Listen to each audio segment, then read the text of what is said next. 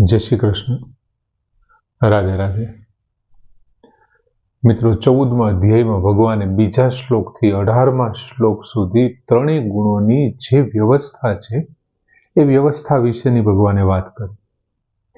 એમાં ભગવાને બીજા શ્લોકમાં એવું કીધું કે સાધમર્યતામ, મારી જે સધર્મતાને પામી લે છે એમને ગુણોથી પર થઈ જાય છે. અને પછી ગુણોના સ્વરૂપ, એમની વૃત્તિઓ, કેવા કેવા ગુણોથી શું થાય છે, એમની ગતિ, એ બધી ભગવાને વાત કરી. 18મા શ્લોકમાં ભગવાને ગતિનું વર્ણન કરતા એવું કીધું કે સત્વસ્થા ઉર્ધ્વમ ગચ્છતિ, જે સત્વ ગુણમાં સ્થાયી છે, ઉર્ધ્વમ ગચ્છતિ, તે સ્વર્ગ જેવા ઊંચા લોક છે, જ્યાં મહાન પુણ્ય કરી, દાન કરી અને વ્રત ઉપાસનાઓ કરી અને જે લોકોને જે મનુષ્યોને લોક પ્રાપ્ત થાય છે એ લોકમાં એમને સ્થાન મળે છે. અને રાજસાહ મધ્ય ગચ્છતિ, રાજસા તિષ્ઠતિ, જે રજોગુણમાં સ્થિત છે એવા લોકો મનુષ્ય લોકમાં મનુષ્ય બની અને પાછા ફરે છે. અને ત્રીજી જે તામસાની વાત કરી, જઘન્ય ગુણ વૃત્તિસ્થા, એવો શબ્દ વાપર્યો, જે નિંદનીય ગુણ છે તમો ગુણના, અને એમની અંદર જે સ્થાયી રહેનારા છે તે અધોગતિને પ્રાપ્ત કરે છે. હવે આ ત્રણેય ગતિઓ છે, ભગવાને કીધું આ ત્રણેય ગતિઓ કોને કારણે છે. ભગવાને એ પણ વાત કરી કે આ સ્વભાવ પ્રમાણે, એમના ગુણ પ્રમાણે છેલ્લી ઘડીએ અંતિમ ચિંતન આ ત્રણેયમાં મહત્વની બાબત છે. સત્વમાં સ્થિત છે અને એની અંતિમ ક્ષણ આવી ગઈ, ઉચ્ચ લોકને પ્રાપ્ત કરશે. રજસમાં સ્થિત છે, અંતિમ ક્ષણ આવી ગઈ, મનુષ્ય લોકને. તમમાં સ્થિત છે અને અંતિમ ક્ષણ આવી ગઈ, તો એ અધોગતિને પ્રાપ્ત કરશે. પણ એવે સમયે માની લ્યો કે સત્વમાં સ્થિત છે ને એવે સમયે જો કદાચ એ કૂતરાનો વિચાર કરશે તો એ કૂતરાના યોનિને પ્રાપ્ત કરશે. પણ ત્યાં એમને એમની જે જીવન છે ને એ કર્મો અનુસાર એમને ફળ મળશે. એમ ઘણા કૂતરાઓ પણ શ્રેષ્ઠ જીવન જીવે, ઘણા પક્ષીઓ શ્રેષ્ઠ જીવે. એ શેને કારણે થાય છે તો કે કઈ યોનિમાં જન્મ લેવાનો છે એ એની અંતિમ ચિંતન છે, અને શું બનશે એ એમનો છેલ્લો વિચાર છે, એને જે મનમાં આવે છે તે પ્રમાણે. હવે ભગવાન 19 અને 20મા શ્લોકમાં એમ કહે છે કે જો આ ત્રણેય ગુણોથી પર થઈ જાય, એટલે કે ત્રિગુણાતીત થઈ જાય, તો એ મારો સ્વરૂપ પ્રાપ્ત કરી લેશે. સહ અધિગચ્છતિ મદભાવમ, ભગવાન 19મા શ્લોકમાં એવું કહે છે, તે મારા ભાવને, મારા સ્વરૂપને પામી જશે. ભગવાન 19મા શ્લોકની શરૂઆતમાં કહે છે કે ન અન્યમ ગુણેભ્યઃ કર્તારમ યદા દ્રષ્ટા અનુપશ્યતિ ગુણેભ્યઃશ્ચ પરમ વેતિ મદભાવમ સહ અધિગચ્છતિ, તે મારા ભાવને પ્રાપ્ત કરી લે છે, તો મારા સ્વરૂપને પામે. શું કહે છે કે યદા, યદા એટલે જે કાળે, જે સમયે,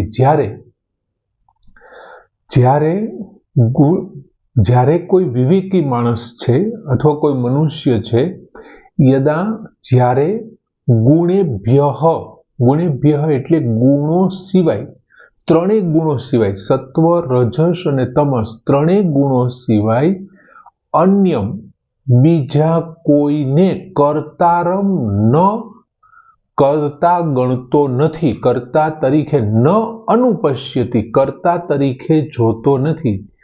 જે કાળે મનુષ્ય ગુણેભ્યઃ ત્રણેય ગુણો સિવાય ન અન્યમ કર્તારમ અનુપશ્યતિ, યદા દ્રષ્ટા, જ્યારે કોઈ દ્રષ્ટા વિવેકી મનુષ્ય ગુણેભ્યઃ ત્રણેય ગુણો સિવાય અન્યમ બીજા કોઈ પણને ન કર્તારમ અનુપશ્યતિ, કર્તા તરીકે જોતો નથી, કર્તા રૂપે જોતો નથી.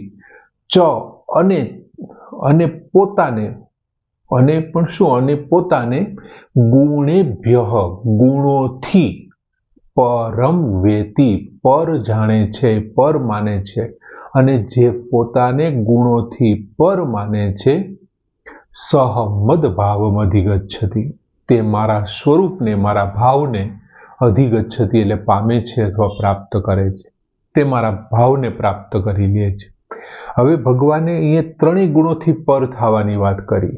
પેલા ગુણો શું છે, કેવી રીતે વિજય પ્રાપ્ત કરે છે, કેમ બાંધે છે, પછી એમના સ્વરૂપનું વર્ણન કર્યું, અને પછી કયા કયા ગુણો છે, કેવી અસર કરનારા છે, એમની ગતિ કેવી છે. ને હવે ભગવાન એમ કે છે કે આ ત્રણેય ગુણોથી તું પર છો. તું એટલે આત્મા. આત્મા એ પરમાત્મામાંથી છૂટો પડેલો છે, એટલે ભગવાન મમેવા અંશો જીવલો, કેમ કે આ મારો અંશ છે, અને એ મારો અંશ છે ને એ ગુણોથી પર છે. એ ગુણોથી શું છે પર? ગુણ એટલે શું છે? સ્વભાવ છે. અને સ્વભાવ એટલે શું છે તો કે પ્રકૃતિ છે. પ્રકૃતિ શેમાંથી બની છે તો કે ત્રણેય ગુણોમાંથી. ત્રણેય ગુણોની સામ્ય અવસ્થાનું નામ શું તો કે પ્રકૃતિ.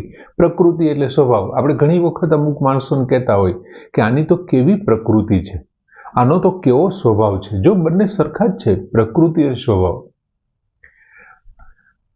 પ્રકૃતિ શેમાંથી બની છે તો કે સત્વ, રજસ અને તમસ. માની લ્યો કે કોઈ એક મોટો માટીનો પિંડ છે. એ માટીના પિંડમાંથી થોડીક માટી લઈને હું કોડિયું બનાવું, થોડીક માટી લઈને હું બળદ બનાવું, થોડીક માટી લઈને હું કોઈ એક ઢીંગલી બનાવું, થોડીક માટી લઈને હું વેલણ બનાવું, તો ચારે ચારમાં શું આવ્યું? જે ઢીંગલીમાં છે, જે વેલણમાં છે, જે કોડિયામાં છે અને જે રમકડામાં છે, એ ચારેયમાં એક સરખો ભાવ છે. શું કામ? કેમ કે એનું બનાવનાર કોણ છે? માટી છે. એમ પ્રકૃતિમાંથી આખી સૃષ્ટિનું સર્જન ભગવાને કર્યું. પરા અને અપરા વખતે આપણે જોયું હતું કે આ બે પ્રકારની જે પ્રકૃતિ પરા અને અપરા છે, એમાં પરા એટલે પોતે આત્મા કીધું ને અપરામાં 24 તત્વો. હવે એ 24 તત્વો શેમાંથી બનેલા છે? પ્રકૃતિમાંથી. તો પ્રકૃતિ એ શું છે તો કે ત્રણેય ગુણોની સામ્ય અવસ્થા. તો એમાંથી મહત, અહંકાર, બુદ્ધિ જે કંઈ પણ જન્મે છે, છેલ્લે ઇન્દ્રિયો, મનુષ્યનું શરીર, તન્માત્રામાંથી પંચમહાભૂતો, પછી શરીર જન્મે છે. એમની અંદર કઈ ત્રણ બાબત હોવાની તો કે પ્રકૃતિ હોવાની. એટલે પ્રકૃતિ એટલે શું તો કે સત્વ, રજસ અને તમસ, આ ત્રણ બાબત હોવાની. હવે જે કંઈ આત્મા છે એમની અંદર પછી એ કોઈ પણ શરીરમાં પ્રવેશ કરે છે. તો આત્મા તો પહેલા હતો જ નહીં, એમાં આત્મા તો પછી આવ્યો છે. સમજાય છે? આત્મા એમની અંદર પછી આવ્યો. ભગવાન શું કહે છે કે ગુણો સિવાય કોઈ કરતા નથી એવું જે માને છે. ટૂંકમાં જે કંઈ ફેરફાર થઈ રહ્યા છે, સૃષ્ટિ ઉપર જે કંઈ પરિવર્તન પામી રહ્યું છે, એ કોની અંદર પરિવર્તન પામી રહ્યું છે તો કે પ્રકૃતિની અંદર પામી. એટલે પ્રકૃતિ એટલે કોની અંદર તો કે જો એમાં સત્વ ગુણ વધારે હોય તો સત્વ ગુણમાં, રજો ગુણ વધારે હોય તો રજો ગુણમાં, તમો ગુણ વધારે હોય તો તમો ગુણમાં.